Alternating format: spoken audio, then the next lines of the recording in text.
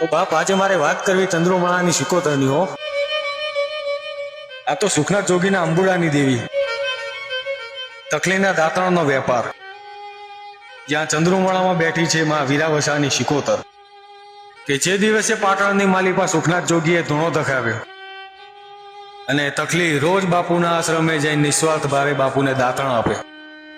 દિવસે સુખનાથ જોગીને ફરી જૂનાગઢ જવાનું આવ્યું અને એ દિવસે તકલીએ કીધું કે બાપુ મારું દુઃખ ભાગો.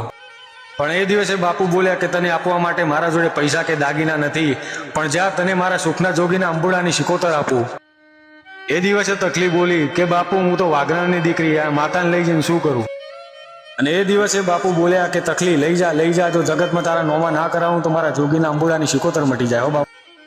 તકલી માતાજીને ઘરે લઈ જાય, માતાજીના ઘરે બેસણા કર્યા અને સમય એવો બન્યો કે પાટણની માલિપા મેળો ભરાયો અને જોગીના અંબુડાની સિકોતર તકલીને બોલી કે તકલી જા મેળામાં, તારા વેપારમાં હું સિકોતર ભેળી. અને એ મેળામાં ચંદ્રુમા ગામના વીરાવસાની દીકરીઓ અને એમનો પરિવાર મેળામાં ફરવા આવે અને જ્યાં તકલીએ વેપાર કર્યો તો ત્યાં વીરાવસાની દીકરીઓ ત્યાં આવીને ઊભી થઈ જાય. બાપ, દીકરીઓને વસ્તુ તો ગમી પણ વસ્તુ માટે પૈસા નહોતા. પણ દીકરી તકલીને બોલી કે તારી વસ્તુ હાટું પૈસા નહીં, પણ તારા બાળકો હાટું હારો ચોખ્ખા ઘીનો શીરો આપું. અને તકલી એટલે માની ગઈ અને કીધું દીકરી બીજા 2 રમકડા વધારે આપે જા કે તારી બહેનો રમશે. પણ એ થાબડી ભરેલો શીરો લઈને જ્યારે તકલી ઘેર વાળું કરવા બેઠી ને અને વાસણ ખોલીને જોવે છે તો શીરાને બદલે સાણા નીકળ્યો. બાપ, એ દાડે તકલી એટલું બોલી હો કે મને વાઘરાને છેતરી ગઈ. હો બાપ, મને છેતરી. અને સિકોતરને કીધું કે માં શીરો મારો તો નહીં, મારા ભૂખ્યા છોકરાને ખાવો તો. અને એ દિવસે તકલી સિકોતરને મેળા મારી કે ચો જઈ મારા જોગીના અંબોડાની સિકોતર. અને એ દિવસે સિકોતર તકલીને બોલી કે તકલી હું જઉં છું હો તારો ન્યાય લેવા, અને જો તારો ન્યાય લઈને આવું તો મને જોગીના અંબુડાની સિકોતરને જોણે કહો.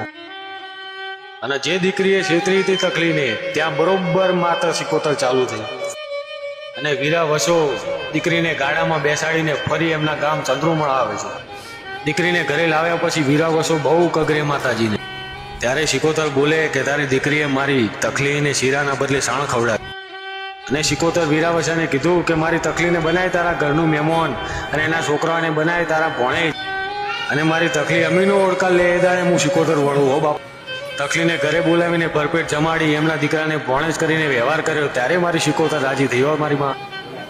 ના સિકોતર રાજી થઈને વીરાવસાને કીધું કે વીરાવસા તારી હોટોના એક ડગલે જો દીવા કરતી ના જાઉં તો જગતમાં મને જોગીના અંબુડાની સિકોતરને જોણે કહો.